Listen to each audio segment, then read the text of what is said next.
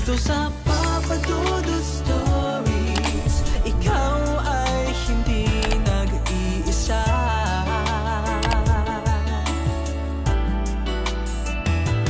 Dito sa Papa Dudut Stories, may nagmamahal sa'yo.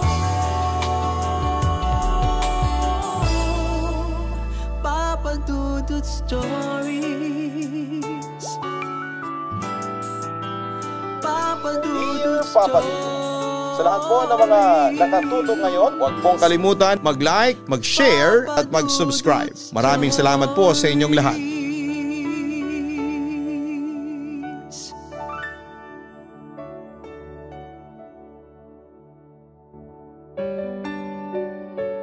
Tiwala at respeto ang madalas na pundasyon para tumibay ang isang relasyon.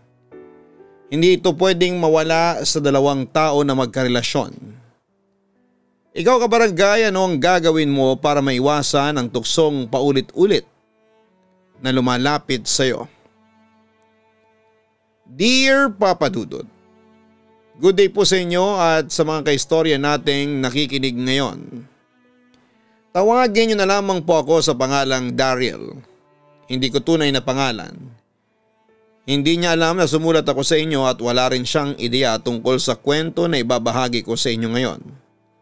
Mas lalong hindi niya pwedeng malaman to kasi basta malalaman niyo po mamaya. 34 years old na nga pala ako at nagtatrabaho bilang loan processor sa isang kumpanya dito sa Marikina. Papa Dudut, teenager pa lamang ako ay may pagka-chick boy na talaga ako. Pero hindi ko kasalanan yun ha. Kasi sila ang humahabol sa akin at hindi ako. Ang ibig kong sabihin ay madalas na mga babae ang lumalapit, humahabol o gumagawa ng paraan para mapansin ko sila kahit pa may karelasyon na akong iba. At bilang mabait naman ako ay may mga oras na binibigyan ko sila ng pansin kahit pa may girlfriend na ako. Mula high school hanggang college, ilang beses lang talaga akong naging seryoso sa relasyon. Not until nakilala at naging girlfriend ko si Patricia. Papa Dudut, naging girlfriend ko si Patricia 2 buwan bago ang college graduation. Nang sagutin niya ang panliligaw ko ay sobrang saya ko talaga noon. Iba yung naramdaman ko kumpara sa mga pagsagot na ginawa sa akin ng mga naging ex-girlfriend ko. Nakakahiyamang aminin pero medyo naluha pa ako noon. 4 na buwan ko rin kasing niligawan si Patricia. At akala ko ay babasa din niya na ako kasi talaga namang nahirapan ako sa panliligaw sa kanya. Ramdam ko na gusto niya ako kaya lang ay priority niya ang pag-aaral.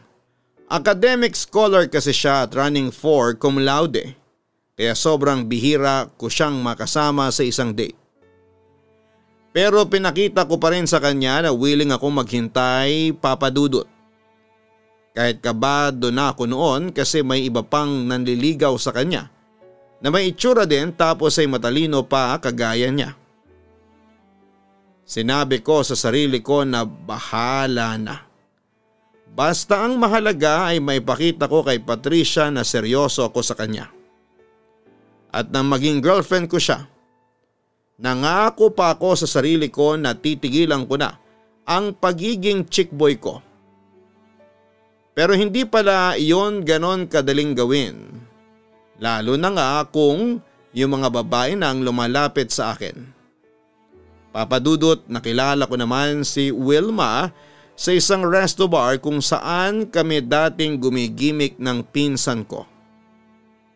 Naramdaman ko kaagad na type niya ako dahil iba na ang mga tingin niya sa akin. Mula sa table nila ng mga kasama niya hanggang sa ayun na nga, nagkaroon ng tuksuhan yung mga kasama namin hanggang sa magkapalitan na kami ng pangalan at number ni Wilma. Nung una pa lang ay sinabi ko sa kanya na may girlfriend ako at ayos lang daw yon sa kanya. Kasi sobrang type niya raw talaga ako. At nagtuloy-tuloy na nga ang bawal naming relasyon. Ang relasyon na hindi ko inaasahang mapuputol ng dahil sa isang aksidente. Nagising na lamang ako na nasa ospital at si Patricia ay nakaupo sa may tabi kung saan ako nakahiga. Naiyak siya nang makita niyang sa wakas ay nagising na ako. "Naaksidente ka, sweetie. May bumanggang van sa kotse na dinadrive mo. Malaki ang naging damage sa kotse mo pero stable na raw ang lagay mo, ang sabi ng doktor. Kaya lang halos 2 araw ka nang walang malay. Akala ko nga hindi ka na magigising." Pagkukwento ni Patricia nang tanungin ko siya kung ano nga ba ang mga nangyari. "Kaya palang sakit ng buong katawan ko at may mga sugat ako dito sa braso ko," wika ko. "Hindi mo rin ba natatandaan kung saan ka papunta dapat sa gabi na yon? Huling chat mo kasi sa akin papunta ka sa bahay ng pinsan mo. Pero nang dumalaw siya dito ang sabi niya, hindi naman daw kayo magkikita. Saka parang papunta ka ng Makati ng oras na yon," ang sabi pa ni Patricia. Makati? Medyo kinakabahan na wika ko. "Oo, doon ka kasi banda na aksidente pero hindi ko alam kung anong ginagawa mo doon o kung bakit ka nandun," tugon niya. Baka kasi nakansel yung lakad namin ng pinsan ko kaya iba na lang ang pinuntahan ko. Hindi ko rin talaga matandaan, sweetie. Sumasakit lang ang ulo ko kapag inaalala ko. Pagdadahilan ko pa sa kanya. "Wag mo na lang isipin, sweetie, ang mahalaga, okay ka na talaga ngayon. Gising ka na saka sigurado na ako magiging maayos na ang lagay mo. Alam mo, sa totoo lang, hanggang ngayon, natatakot pa rin ako kahit sinabi ng doktor na maayos na ang lagay mo at hintayin ka na lang naming magising. Hindi pa rin ako mapakali. Palagi pa rin akong naiiyak kasi pakiramdam ko anytime, pwede kang mawala sa akin." Pag-iyak ng girlfriend ko. Sweetie, sorry ha," wika ko. "Bakit ka naman nagsosorry?" tanong niya. "Wala lang, pakiramdam ko kasi ang laki ng kasalanan ko. Napagod at napuyat ka nang dahil sa nangyari sa akin," tugon ko. "Wala kang kasalanan. Hindi mo naman ginustong maaksidente ka. Kaya wag kang mag-sorry. Basta magpalakas ka para makapag-date na ulit tayo, sweetie," wika ng girlfriend ko. Papadudot, nung una ay wala talaga akong matandaan kung saan ba ako pupunta ng gabing maaksidente ako. Masakit ang buong katawan ko lalo na ang ulo ko pero nang sabihin ni Patricia na nasa Makati ako noon ay alam ko na kaagad na si Wilma ang dapat kong pupuntahan kasi taga doon siya. At nang dalawin ako ni Jonathan ay sinabi niya sa akin na nag-text daw ako sa kanya na papunta nga ako noon sa place ni Wilma. Mabuti na lang daw at nasira din ang cellphone ko noong maaksidente ako. Kung hindi baka nabasa raw ni Patricia ang mga chat o text message namin ni Wilma. Nalaman na raw sana ni Patricia ang tungkol sa ibang babae ko. Nalaman ko rin, Papadudot, na grabe pala ang pag-aalala at pag-aalaga na ginawa sa akin ni Patricia.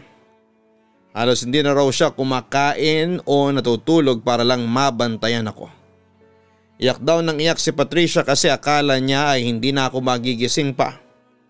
Akala din daw ng parents ko ay hindi na ako makakaligtas sa aksidente na yon. Kasi grabe raw ang pagkakabangga ng malaking van sa kotse ko. Yuping-yupi daw yon. At himala na raw talaga na nakaligtas pa ako. Nang dahil doon ay isang desisyon ang ginawa ko para sa sarili ko, Papadudot. Nang ma-discharge ako sa ospital ay sinabi ko sa sarili ko na itatama ko na ang lahat ng maling ginawa ko. Kasama na nga doon yung maling relasyon namin ni Wilma. Pinuntahan ko siya sa place niya at nagwo-worry pa niya akong niyakap. Nabalitaan niya raw sa pinsan ko ang nangyari sa akin. Hindi niya naman daw ako madalaw kasi alam niya na nandun si Patricia at ayaw niya ng gulo. Sinabi ko na okay na rin na hindi niya ako pinuntahan kasi ayaw ko talagang malaman ni Patricia ang tungkol sa kanya. Doon ko na rin sinabi sa kanya na kailangan na naming tapusin ang lahat ng namamagitan sa aming dalawa, Papadudot. Ayaw niyang pumayag pagkatapos kong sabihin yon sa kanya. Hindi naman daw siya nanggugulo sa relasyon namin. Okay nga lang daw sa kanya na tinatago ko siya. Kaya hindi ko raw kailangang tapusin ang lahat sa amin. Kontento na raw siya sa pagiging pangalawang babae sa buhay ko. Pero sobrang nakokonsensya na kasi ako. Pakiramdam ko ay karma yung nangyaring aksidente sa akin. Karma sa panluloko na ginawa ko sa girlfriend ko na si Patricia. Kaya kahit na ayaw niya ay wala siyang nagawa nang tuluyan na akong makipaghiwalay sa kanya, Papa Dudut. Grabe, ang lagkit ng tingin sa'yo pare ha. Pang-aasar ng katrabaho kong si Jonathan. Ha, sinong tinutukoy mo? Kunwari tanong ko. Kunwari pa to oh. Alam mo naman kung sinong tinutukoy ko. Walang iba kung hindi yung bagong office mate nating si Gloria. Obvious naman na nagpapakit siya sa'yo. Tugon niya.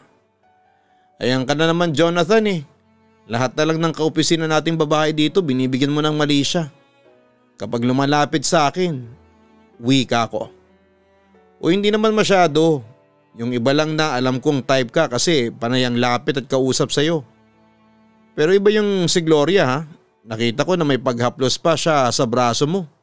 At sa balikat mo habang kausap ka niya kanina. Wika naman niya. Nagpapasalamat lang siya kasi tinulungan ko siya sa report na kailangan niyang tapusin kagabi. Paliwanag ko naman. Pare, lalaki ako at alam ko kapag may gusto sa akin ng isang babae. Ramdam ko rin kapag may gusto sila sa kaibigan ko. Kaya sigurado ako Daryl, type ka ni Gloria. Pang-aasar pa ni Jonathan.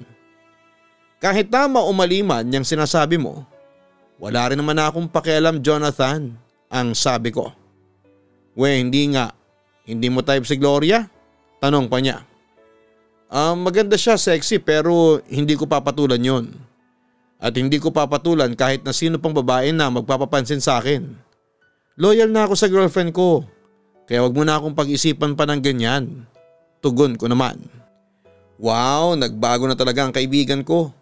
Sana lang talaga hindi ka na bumalik sa dati. Sabi ni Jonathan. Hindi na kasi marami akong na-realize mula nung maaksidente ako. Kasama na dun yung dapat ay hindi ko sinasaktan si Patricia. Kasi wala siyang ibang ginawa kundi ang mahalin ako. Tugon ko naman. Papadudot pagkatapos kong hiwalayan si Wilma ay nag-focus na ako sa relasyon namin ni Patricia. Bumawi talaga ako sa kanya. Madalas ko siyang niyayayang mag-date kami sa amusement park, restaurant, movie house at kung saan pa. Pumupunta rin ako sa bahay nila para mag-dinner kasama ang family niya. Noong kami pa kasi ni Wilma ay madalas akong niyayaya ni Patricia na mag-dinner sa kanila kasi nami-miss na raw ako kakwentuhan ng parents niya. Pero palagi akong nagdadahilan. Kaya naman bumawi rin talaga ako ng pakikipag-bonding sa family niya. Minsan nga ay nagtataka na si Patricia kasi bakit daw parang ang sweet ko masyado sa kanya.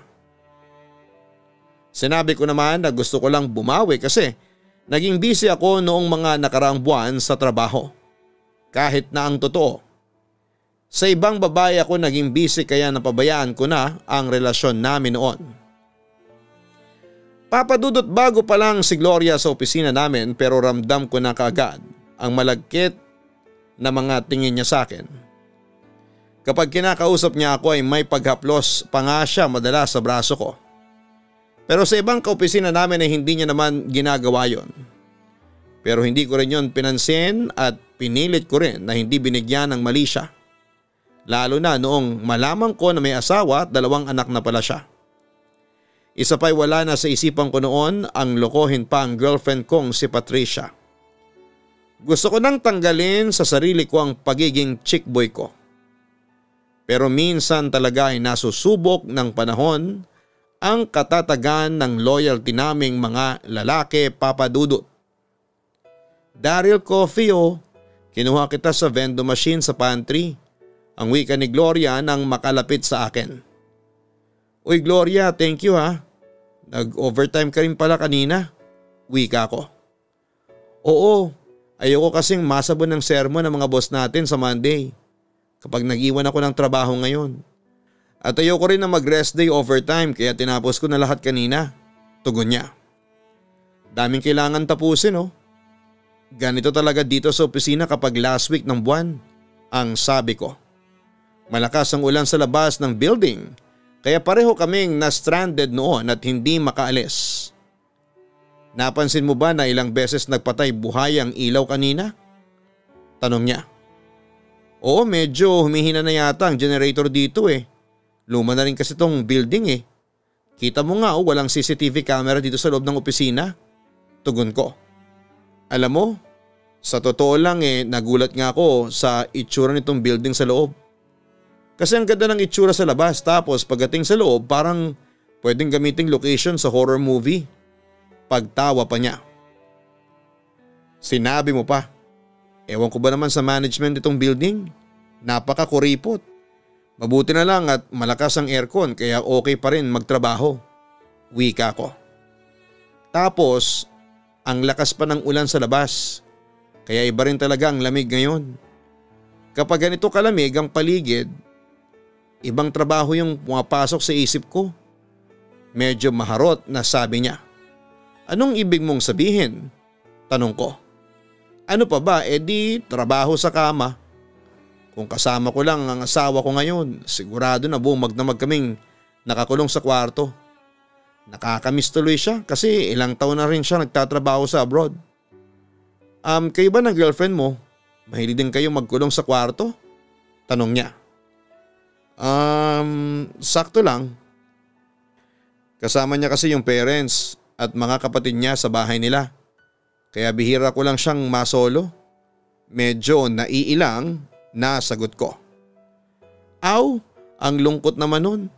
Sa gwapo ng mukha at ganda ng katawan mo, parang ang sarap mong paungulin sa kama. Wika pa niya. Actually, yan nga rin ang sabi ng ex-girlfriend ko. Kaya gustong-gusto nila kapag magkasama kami. Sila talaga nagtatrabaho sa kama. Pagbibida ko naman. Sakto pala kasi yan din ang gusto kong gawin ngayon Sa'yo, Daryl.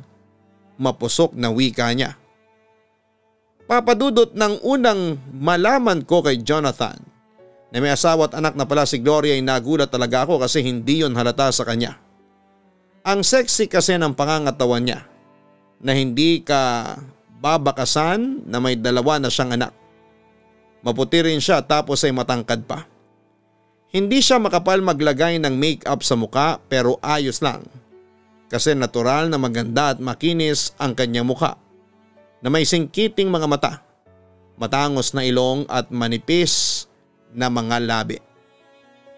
Oo, aaminin ko na attracted na talaga ako kay Gloria nung una pa lang papadudot. Lalo na nung naramdaman ko nga na nagpapakyut siya sa akin. Sadyang pinipigilan ko lang kasi gusto ko na talagang lumayo sa tukso. Gusto ko na maging loyal na boyfriend kay Patricia. Pero sa pag-init ng usapan naming dalawaan na may stranded kami sa opisina, tuluyan din akong bumigay at nagpatalo sa init ng katawan na nararamdaman ko. Hanggang sa hindi ko na nga natanggihan pa ang mga halik na yon at tuluyan na nga na may nangyari sa aming dalawa, papadudot. Papadudot medyo luma ng building kung nasaan ang opisina namin kaya may ibang opisina na wala talagang CCTV camera. Kasama na doon yung opisina kung saan unang beses na may nangyari sa aming dalawa ni Gloria. Actually mabilis nga lang yon, as in sobrang bilis pero masasabi ko na nag-enjoy ako kasi nandun ang excitement na kailangan naming bilisan bago pa may sumilip na guard sa opisina. Yun din ang unang pagkakataon na may babae akong nakasiping na may asawa at anak na. At masasabi ko na totoo nga ang naririnig ko na magaling sila pagdating sa romansa. Kaya naman nasundan pa ang pangyayaring yon sa amin ni Gloria, papadudot. Wala kaming relasyon pero palaging may malaswang nangyayari sa aming dalawa. Doon nagsimula na nagsisinungaling na naman ako kay Patricia para lang makasama ko si Gloria. Kung ano-anong dinadahilan ko sa kanya sa tuwing hindi ako makakasipot sa date namin. Siyempre naniniwala naman siya kasi malaki ang tiwala niya sa akin. Pero dumating ulit ang oras na nagpa-realize sa akin na mali talaga ang saktan ko ang babaeng sobra akong minamahal, Papa Dudut. Ang dami naman pagkain dito sa lamesa. Gulat na wika ko nang makapasok ako sa apartment. Sinurprise ako ni Patricia noon para sa monthsary namin na nakalimutan ko. Lahat yan ay paborito mo, roasted chicken, buko salad, meatball, pasta, saka bumili na rin ako ng chocolate cake para kumpleto ng celebration natin ngayon. Sabi naman ni Patricia. Ikaw ba nagluto ng lahat ng yan? Tanong ko. Yung meatball pasta lang, sweetie. Yung iba ay pinadeliver ko lang din kanina kasi naglinis din ako dito sa apartment mo. Ang alikabok na rin kasi. Saka medyo makalat na. Tugon niya. Ibig sabihin ay hindi ka talaga umuwi dun sa bahay ng lola mo? Tanong ko. Oo, sinabi ko lang yung kanina para malaman ko kung natatandaan mo ba kung anong meron sa araw na to. Pero nung naramdaman ko na nakalimutan mong anniversary natin ngayon, kasi nga may rest day overtime kayo sa opisina, dumiretso na ako dito para i-ready tong surprise ko sa'yo. Ay teka, may regalo pala ako sa'yo. Eto oh, buksan mo na tong malit na kahon, sabi pa niya. Kinuha niya mula sa bagang relo na matagal ko nang gustong bilhin. Na-touch talaga ako sa regalo niya at na-guilty na rin kasi nakalimutan ko ang espesyal na araw na yon na para sa relasyon naming dalawa, Papa Dudut. Ako ang first boyfriend ni Patricia kaya ako rin ang first niya sa lahat pagdating sa relasyon. Hindi ko nga akalain na papayag siya na may mangyari sa amin ng first anniversary namin. Sobrang hinhin niya kasi tapos ay galing pa sa conservative na pamilya. Pagkatapos noon ay sobrang bihira nang may mangyari sa aming dalawa. Ayos lang naman sa akin kasi nga ay mahal ko siya. Pero lalaki lang din ako na mabilis matukso lalo na kung pakikipagsiping sa kama ang pag-uusapan. Ibang klase naman kasi talaga si Gloria pagdating sa performance, Papa Dudut. Marami ako na experience sa kanya na hindi ko pa naranasan sa ibang babae. Kaya nga kahit alam kong mali at nakukonsensya ko ay binabalik-balikan ko pa rin siya. Hinahayaan ko na maging palipas oras at sarap namin ang isa't isa. Saka andun yung thrill na pamilyadong tao na yung babae na nakakasama ko sa kama. Na may asawa siya pero ako yung mas nakakapagpaligaya sa kanya. Pero nang dahil sa surprise dinner na ginawa ni Patricia para sa akin, muli akong inatake ng konsensya ko at nag-decide na baliin na ang maling ginawa ko, Papa Dudut. Gloria, gusto ko sanang tapusin na natin tong ginagawa natin. Wika ko nang magkita kami ni Gloria. Teka, ano ulit yung sinabi mo, Daryl? Gulat na tanong niya. Gusto ko nang itigil natin yung panloloko natin sa asawa mo at sa girlfriend ko. Tugon ko. Bakit? Anong nangyari? At bigla yang pumasok sa isipan mo. May nagawa ba ako na hindi mo nagustuhan? Nagsasawa ka na ba kaagad sa akin? Palagi ko namang ginagalingan ang pagtatrabaho sa kama. Kaya saan ba ako nagkulang? Ano, Daryl? Sunod-sunod na tanong niya. Wala kang kasalanan, Gloria. Mas lalong walang kulang sa'yo. Ang totoo ay nagigilty na kasi ako sa ginagawa natin. Naisip ko na sobrang bait ni Patricia para patuloy ko pa siyang lokohin. Saka ayaw ko ring mawala siya sa akin. Kapag nalaman niya ang tungkol sa ginagawa natin, sigurado ko na hindi niya ako mapapatawad. Gloria, sorry. Alam ko na mali talaga to sa umpisa pa lang. Kaya sorry talaga. Paliwanag ko. Buntis ako. Mahina pero seryosong sabi ni Gloria. Ha? Hindi makapaniwalang saad ko. Ang sabi ko buntis ako. At syempre ikaw ang ama. Tugon niya. Teka, paano nangyari yun? Hindi makapaniwalang tanong ko pa. Palagi may nangyayari sa atin dalawa at ni minsan, hindi tayo gumamit ng proteksyon. Alam mo yan, Daryl. Pero huwag kang mag-alala kasi hindi ko ipapaako sa iyo ang responsibilidad nitong magiging anak natin. Wika niya. Anong ibig mong sabihin, Gloria? Naguguluhang tanong ko. Ayaw mong masira ang relasyon ninyo ni Patricia, hindi ba? Ganon din ako. Ayoko masira ang pamilya ko. Kaya sige, pumapayag na ako sa gusto mong mangyari na tapusin ang lahat sa atin dalawa. Kalimutan na natin kung ano man ang namamagitan sa atin. At kalimutan mo na rin ang tungkol sa sinabi ko sa magiging anak natin. Kasi lalaki siya na ang asawa ko ang kikilalanin niyang totoong tatay niya. Seryosong tugon ni Gloria. Papadudot mula nang maramdaman kong si Patricia, ang babaeng gusto kong makasama sa panghabang buhay at maging nanay ng mga anak ko kahit kailan ay hindi na nagbago yon. Oo, nagkaroon ako ng ibang babae noon, pero si Patricia pa rin ang nag-iisang tao na gusto kong pakasalan. Hindi pumasok sa isipan ko na ipagpalit ko siya sa iba. Maraming kulang sa kanya at marami ring babae ang mas lamang sa kanya. Pero hindi yon dahilan para hindi ko na siya mahalin. Ganon pala talaga ang puso kapag tumibok at nagmahal. Walang pinipili na kahit na sino. Mabuti na lang nang sabihin ko kay Gloria na gusto ko nang tapusin ang kung anuman ang namamagitan sa amin ay kaagad siyang pumayag. Sakto kasi na umuwi na rin pala ang asawa niya, kaya hindi na siya mangungulila pa o magiging mapaghanap. Pero hindi ko inaasahan noon yung ipaalam niya sa akin na nagdadalang tao siya at ako ang ama. Saglit talaga akong natulala at naguluhan noon sa kung ano ang dapat kong isagot sa kanya. Kung hindi niya pa sasabihin na hindi na ako dapat mamroblema pa, ay hindi yon maalis sa isipan ko. Isang buwan nang lumipas ay nag-resign na sa trabaho si Gloria. Hindi na kami nakapag-usap pero ang narinig ko sa ibang kaopisina namin ay magtatayo na lang daw sila ng business ng asawa niya. Ako naman ay pinilit kong hindi magpa-apekto sa sinabi niya tungkol sa pagbubuntis niya. Iniisip ko na okay na rin ang desisyon niya para tuluyan ko ng maayos ang lahat sa relasyon namin ni Patricia. Para tuluyan na akong makabawi sa kanya. Kasi alam ko na kapag nalaman niya ang tungkol sa pagbubuntis noon ni Gloria ay sigurado ako na hindi niya ako mapapatawad. Kaya tinago ko talaga yon sa kanya at wala akong balak na sabihin kahit na ano pa ang mangyari. Ngayon papadudot ay 7 taon na po kaming kasal ni Patricia pero wala pa rin kaming anak. Ang sabi naman ng doktor ay pareho kaming walang diferensya ni Patricia at perfect timing lang daw ang kailangan naming hintayin. Solong anak pa naman ako kaya gusto ko talaga noon na magkaroon kami ng maraming anak. Pero ang dinadasal ko kahit isang anak lang ay okay na sa akin. Basta yung galing sa dugo ko at laman naming mag-asawa. May mga oras tuloy na hindi ko mapigilan na mag-stalk sa Facebook profile ni Gloria, kung saan ay karamihan ay nakapublic ang mga post niya.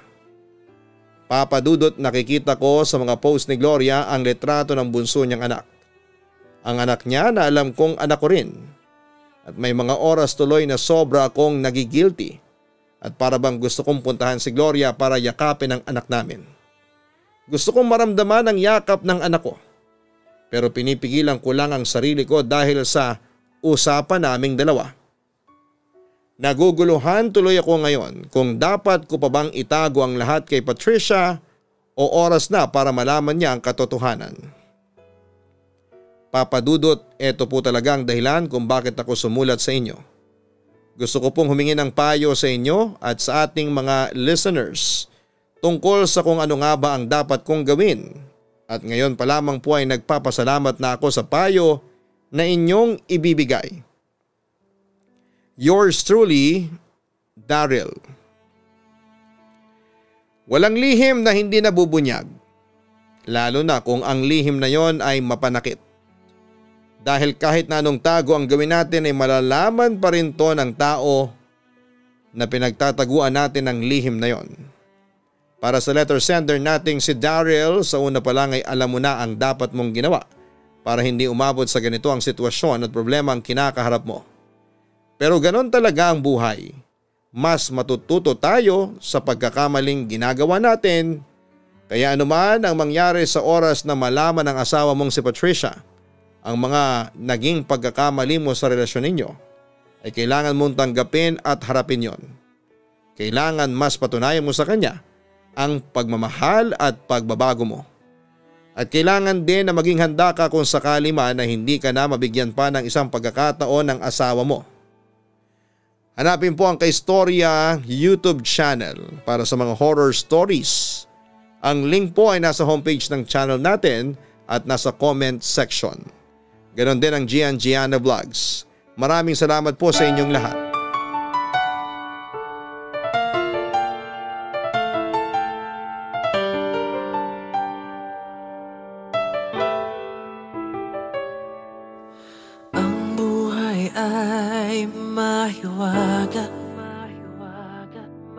Laging may lungkot at saya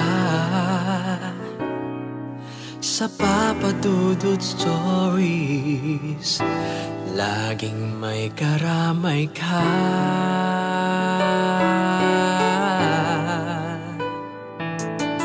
Mga problemang kay bigat,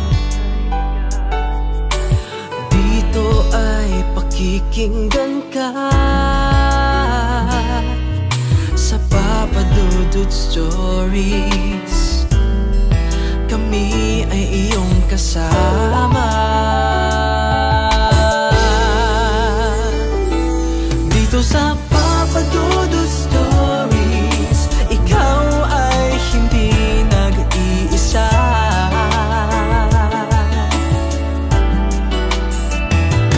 Dito sa Papa Dudut Stories, may nagmamahal sa'yo. Papa Dudut Stories, Papa Dudut Stories,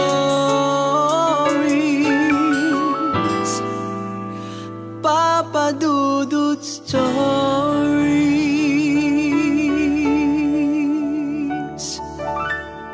Hello mga ka-online, ako po ang inyong si Papa Dudut. Huwag kalimutan na mag-like, mag-share at mag-subscribe.